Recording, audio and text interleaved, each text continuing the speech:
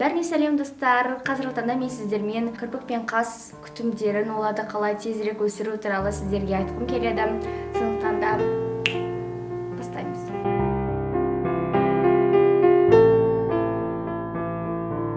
Жалпы кез келген адамдағы менің ойымша ең әдемі жері ол көзі. Сен адамның көзіне қарап просто бар шындықты біле аласың, адамның әдемілігін, жан сұлулығын де біле аласың. Сондықтан да қазіргі таңда көп қыздар қастарын бояп жатады, кірпіктерін тушпен бояп жатады. Бірақ кірпікті ол солай бүкіл өміріне дейін, оны тек кірпігін кішкентай, оны өсіруге болмайды. Мен ондай болып жаратылмағам, бұл сұлулық маған берілмеген, бұны тек қана мен тушпен бояйын деген ол жай ғана сөздер. Кез келген нәрсемен жұмыс істесе, оның нәтижесін көре аласың. Кез келген нәрседе. Бойыңды да өсіруге болады, шашыңды да өсіруге болады, тіпті қас пен кірпікті де өсіруге болады.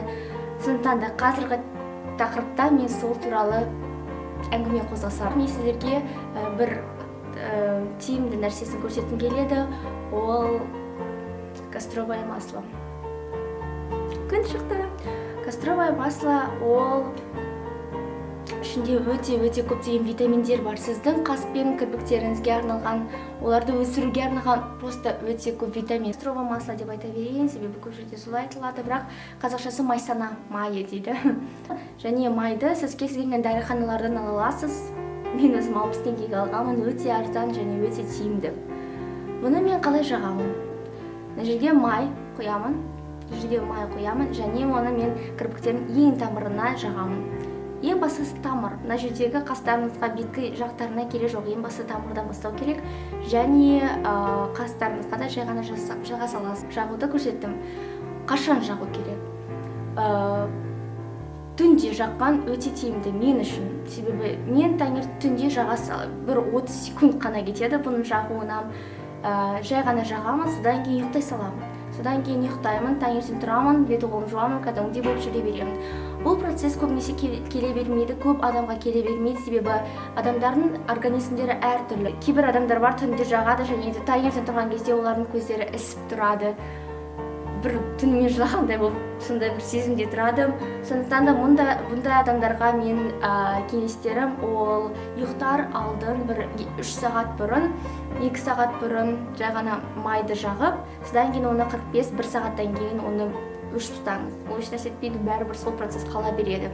Жағу кезінде осындай щеткаларды немесе туштағы осындай бастарын қолдануға болады, бірақ бұл қатты ыңғайлы емес. Туштардікі себебі бұлар өте үлкен, кішкентай егер тапсаңыздар әрине қолдануға болады, өздеріңіздің ыңғайларыңызға қарай. Және ватные палочкалар, олар мақталық таяқшалар дейді. Оларды да қолдануға болады. Аптасына тек қана 2-3 рет істесеңіз ол жеткілікті. Бұдан артық керек жоқ. Бұның нәтижесі қашан? Бұның нәтижесі бір айдан кейін ғана сіз көре аласыз.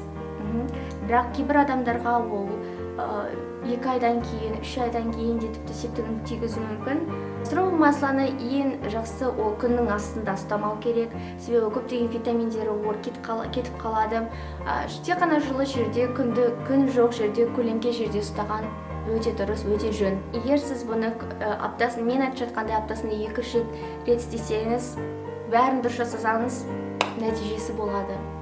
Кез келген нәрсенің егер сен дұрыс жасасаң, ол нәтижесін әрқашанда береді. Себебі ол еңбектің арқасында үлкен нәтиже, үлкен тау тұрады. Осымен болды достар, енді сіздер білесіздер қалай қас пен кірпік күтімдерін істеуге болатынын, қалай қас пен кірпікті өсіруге болатынын. Сіздермен болған мен Іңкәр. Пока.